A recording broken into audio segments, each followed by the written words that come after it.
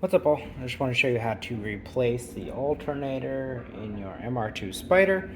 This is the alternator that I'm going to be putting in. I've already started some of the process, but I want to show you the highlights of what you have to do. So first thing you want to do is take off the belt off the alternator. Mine is off right here, so you can see. That is going to be the point. That's going to take the tension off. It's a 17 millimeter. You pry against this, and then you turn it essentially to take the slack, or I guess increase the slack on your belt. Move it off of here, and then you have two bolts holding it in. One is, you're not going to be able to see it down here.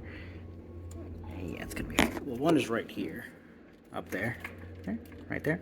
That's a 12, and then at the bottom, you can't see it. It's at the bottom down here, but for reference, I'll show you here. So your 12 is over here, and then at the bottom, you have a 14 over there. So what's holding your alternator in is a 10 millimeter right here. As a wire comes here, that's your negative. And then you have a clip in your power source here. I've removed my negative, which you can't see. It's this guy right there. It's on this limb, but yeah, you're not going to be able to see it there. And then the clip I haven't removed as of yet. It's a little difficult to get out based on this location over here. I want to pull up my alternator first before I attempt it a little bit better. So what I'm going to end up doing is pulling it toward me, then taking out the clip, because it's just, it goes in here, and it's just not easy to get onto, and I don't want to break it, because that's going to be a pain. So what you have to do, unfortunately, when you take the alternator out with the the belt, the two pulleys, and these two things, you still have to remove your engine mount. So I can't tell for a fact if I have to remove the whole thing or just the top portion right here. So I'm currently going to remove the top portion as is. I had them loosened up. There's multiple different ways to do it. I've seen people take out the motor plate, which is the whole plate over here. This plate that goes onto around all the accessories. That's an option. I think you can take off this crown, or really the bridge in between the motor plate and then the actual motor mount in itself. So that's right here. That's so far what I'm doing. This is a 17, and there's three 14s under here. To access them, this one wasn't horribly hard to access, but it requires a lot of force. That's a 17, you're gonna have to use something pretty big to remove it. If you can get your impact in there, it's, I would try that. Otherwise, I use a really large wrench.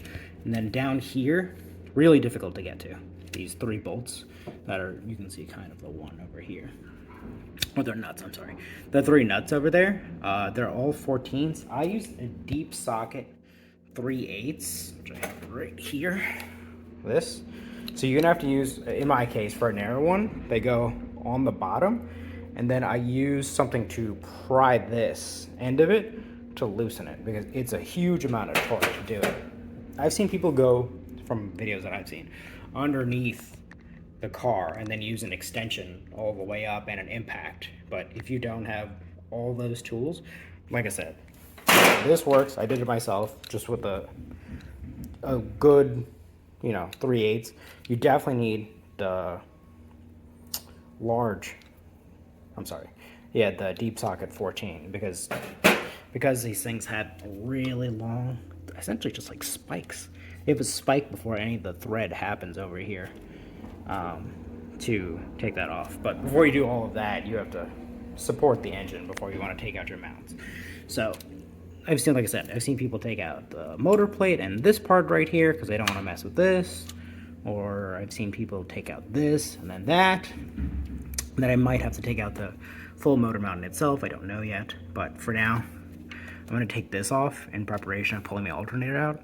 I haven't taken out the one bolt here as of yet at the bottom, so my alternator is in currently. It's held in by one bolt just to keep it in there because I don't want it just flailing about, considering it's still on one wire. So yeah, I'm going to support the engine, try to take out at least just this part, and then see how far I get, and I'll keep you guys posted on that. Alright guys, so just to show you, I was able to pull off the alternator. I got the 14 millimeter bolt out. I set this to the side, and I was able to remove my plastic clip that goes into that part of the housing, just so you're aware. That's the 12mm bolt that comes out of the top. The 14 is substantially bigger. I'm guessing it's holding a lot of the weight in there. And the last thing I can see before I can pull the alternator out, I mean, I haven't done my motor mount yet, but there is a little harness over here that's held on by a bolt. That's a 8mm right there. Sorry about the flashing. It is right there on your left side. So I'm going to remove that. And motor mount next.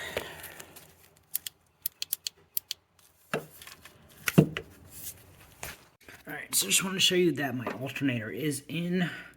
Like I said, this is a 14mm bolt holding in at the bottom. Try to get in there and show you. And it's not really going to focus. Right there. Right at the bottom. That's going to be a little difficult to get in there. It requires quite a lot of positioning and moving around. And then we've got our 12 holding it in up top.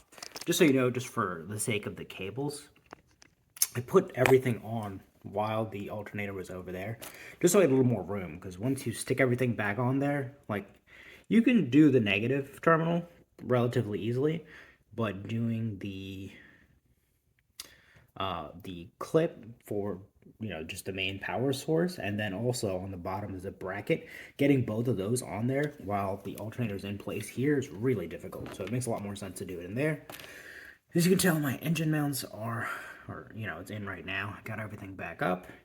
So I'm just going to tighten everything, put the belt back on, and I'm going to start the engine. Just so you know, when you're starting it, I should have told you in the beginning of the procedure, disconnect your battery. So I'm going to reconnect my battery, and then I'm going to hook up battery chargers to make sure the battery is fully charged when I'm getting my alternator on, because apparently it's not good to have low voltage when you're doing that. It's very important from what I've seen.